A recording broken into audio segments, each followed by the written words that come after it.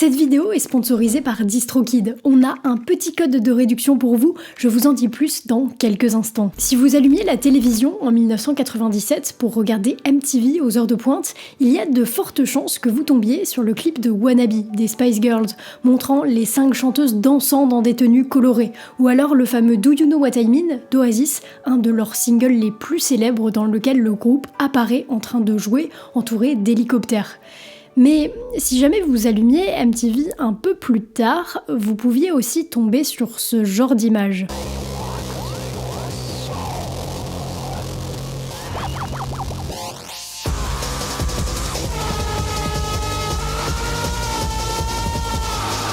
Cette vidéo est le clip du morceau Come to Daddy d'Aphex Twin et elle a marqué énormément de gens, notamment les plus jeunes, entre autres parce qu'elle est un peu effrayante.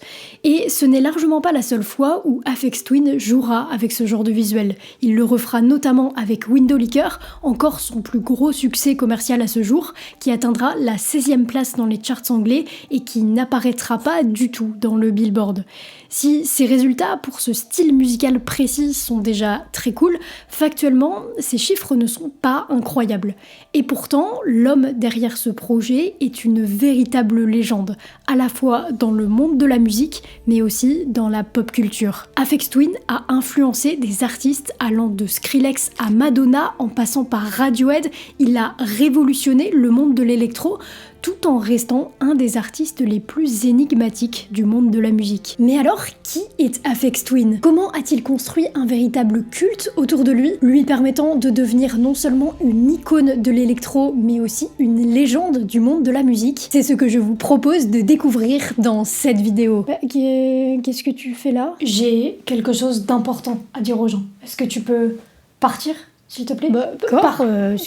Excuse-moi d'être sur ma chaîne. Bon, maintenant qu'on est entre nous, vous vous souvenez de moi, DJ Vilo, DJ, et récemment producteur de jeunes artistes en devenir. Et si je suis là, c'est parce que producteur, c'est une galère et il faut que je vous raconte l'une de mes galères. Récemment, l'une de mes petites protégées a enregistré une cover de Blame Game de Kanye West feat John Legend. Mais c'est une reprise. Et pour la poster sur les plateformes de streaming de manière légale, il me fallait une solution. Et cette solution, elle est toute trouvée puisque c'est DistroKid et ils permettent à tous les artistes de publier légalement leurs covers sur les plateformes de streaming. Pour ça, rien de plus simple. On importe le morceau dans DistroKid et au moment de choisir le songwriter, on met autre artiste. DistroKid comprend alors que c'est une cover et il s'occupe de tout, les licences, la répartition des droits, la répartition de la moula. Tout ça pour seulement 12$ par cover, soit à peu près 11€. Et grâce à mon lien en description, vous avez une réduction de 7% sur tous les abonnements DistroKid la première année. C'était mon devoir de vous en faire part. Lovie ne vous en aurait jamais parlé aussi bien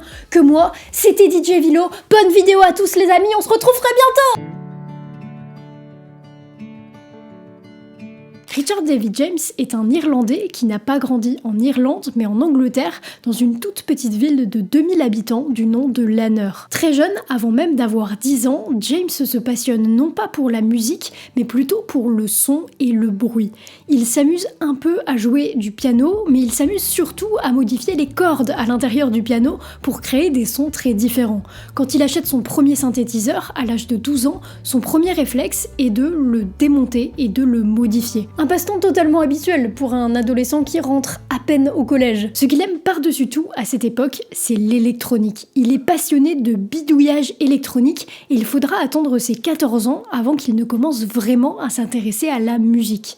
Et là encore, il n'en écoute pas plus que ça. Surtout, il en crée. Et ça lui plaît. Ça lui plaît tellement qu'il commence, vers la fin de ses années lycée, à s'intégrer à la vie nocturne du comté dans lequel il habite, les Cornouailles, et à mixer dans des petits clubs, dans des raves ou lors de fêtes gratuites.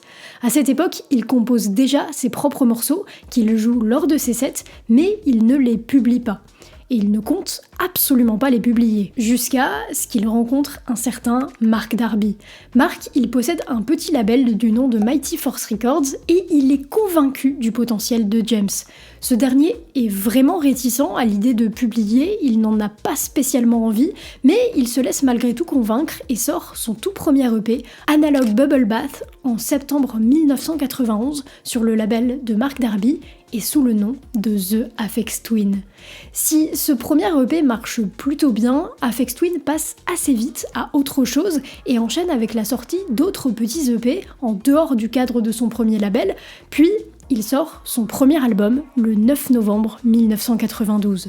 Ce jour-là, Selected Ambient Works 85-92 voit le jour, contenant des œuvres composées depuis son adolescence jusqu'à aujourd'hui. Cet album est, avec le recul, l'un des plus importants de la discographie d'Aphex Twin, mais à cette époque, c'est en fait un compositeur, certes prodigieux, déjà reconnu pour ses qualités dans la musique électronique, mais il est assez remplaçable. En tout cas, il est bien loin d'être l'icône qu'il est aujourd'hui. Mais c'est à partir de ce moment, juste après la sortie du premier volume de Selected Ambient Works, qu'il va commencer à construire le personnage qui va lui permettre de devenir une légende. Voici comment. Nous sommes donc au début des années 90, et au début des années 90, la musique électronique commence à prendre énormément d'ampleur, notamment au Royaume-Uni. La presse mainstream commence petit à petit à s'intéresser au mouvement, et donc les producteurs de musique électro se retrouvent parfois à devoir s'adresser aux journalistes et à répondre aux interviews.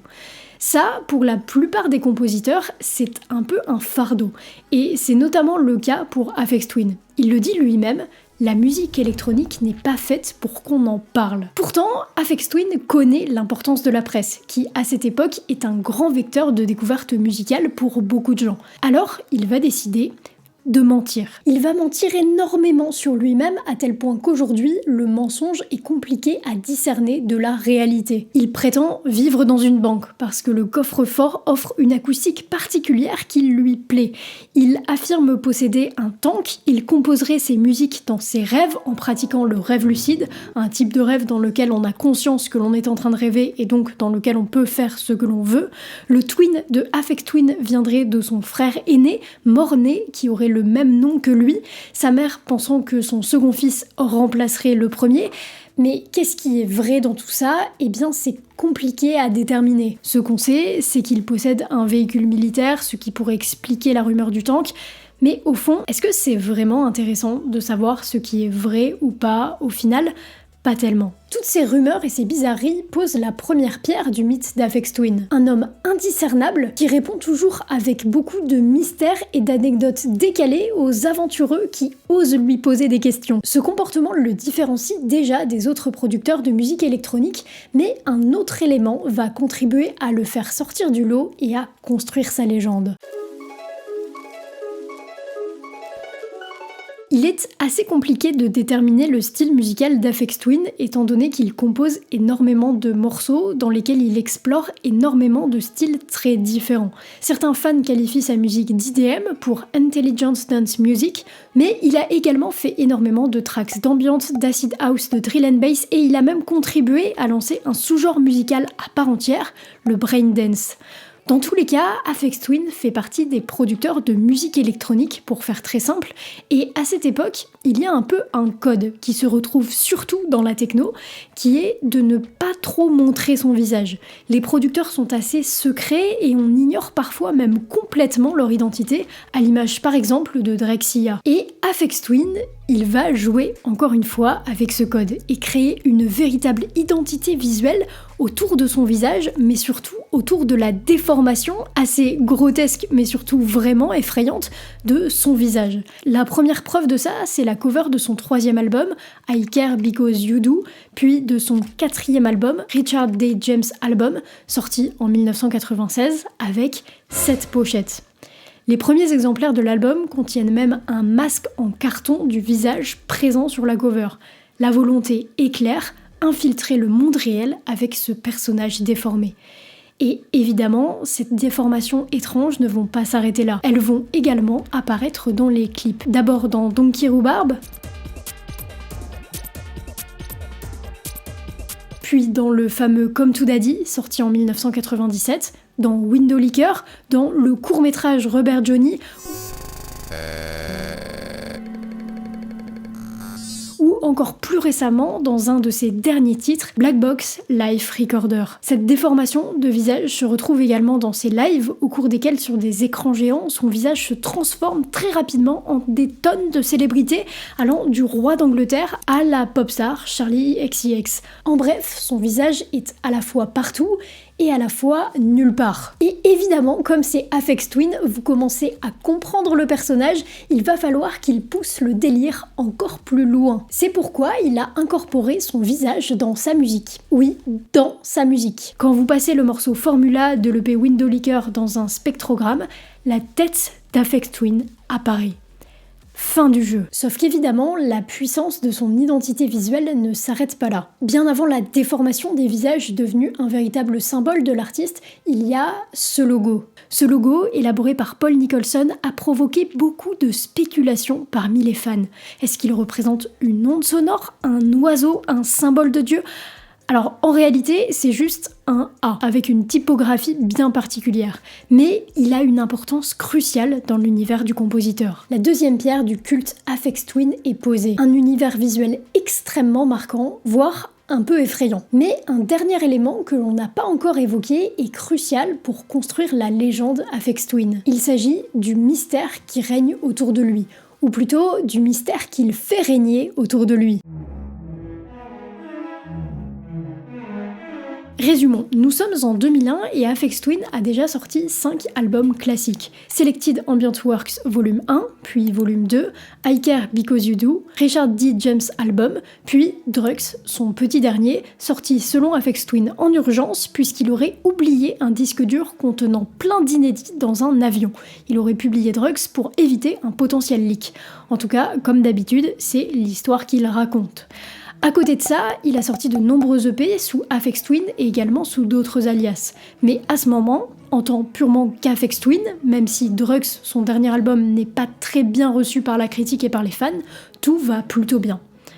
Sauf qu'il va disparaître. De 2001 à 2014, soit pendant 13 ans, il ne va pas sortir d'album, alors qu'il en a sorti 5 en 9 ans. Il va cependant continuer à faire de la musique, notamment sous des alias, comme Caustic Window, AFX, alias avec lequel il sortira la série Analord, composée de 11 EP, mais sous Aphex Twin, rien. Ah si, juste en 2003, un album sobrement intitulé 26 Mixes for Cash, et tout est dans le titre, vous avez compris. Cette disparition soudaine pendant aussi longtemps est un énorme risque sur le papier pour un musicien aussi prolifique qu'Aphex Twin. Et pourtant, en 2014, un dirigeable floqué du logo d'Aphex Twin survole les rues de Londres. Et immédiatement, rien qu'avec ce logo flottant dans les airs, les fans savent et sont au rendez-vous, c'est le grand retour d'Aphex Twin. À la suite de ça, il annoncera la tracklist et le nom de l'album via le Deep Web en publiant un lien en point oignon sur son Twitter, et c'est ainsi que sortira son album de retour, Sairo, après 13 ans de silence.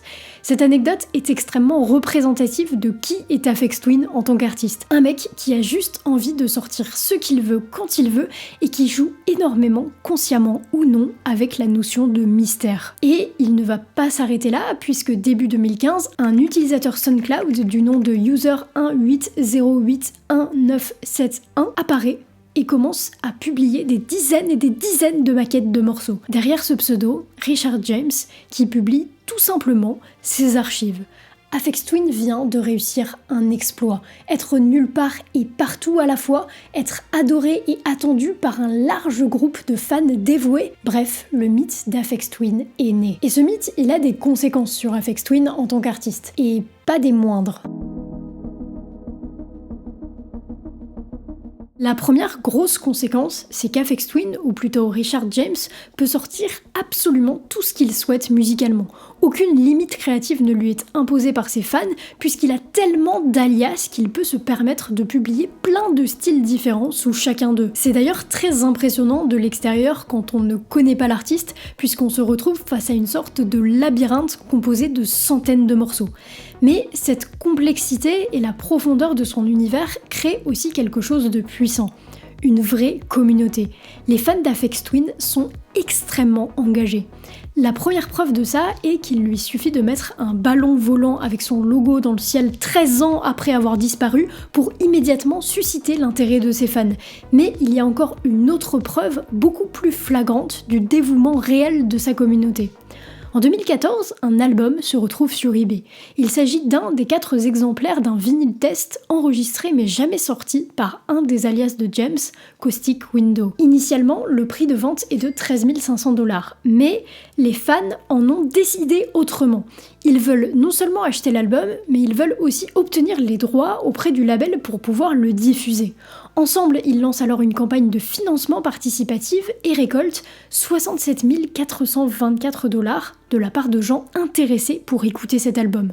Les fans réussissent donc à se procurer la copie et chaque participant de la campagne reçoit un CD numérique de l'album en question. Très peu d'artistes dans l'électro peuvent prétendre avoir ce genre de communauté, surtout à grande échelle, y compris parmi les énormes artistes qui dominent les charts. La raison à ça, elle est très simple. Volontairement ou non, Aphex Twin a construit autour de lui-même une véritable légende. Et comme toute légende, il laisse une empreinte très forte dans le monde de la musique et dans le monde de la culture en général. Aphex Twin fait partie de cette génération de producteurs de musique électronique qui a permis au style en entier de gagner du respect dans la culture mainstream dans les années 90, à une époque où cette catégorie de musique était encore assez méconnue et aussi assez stigmatisée. Mais musicalement et plus globalement artistiquement, Aphex Twin a aussi séduit et influencé de nombreux artistes. Il est l'une des principales inspirations de Thom Yorke, le chanteur de Radiohead, juste avant la conception de Kid A.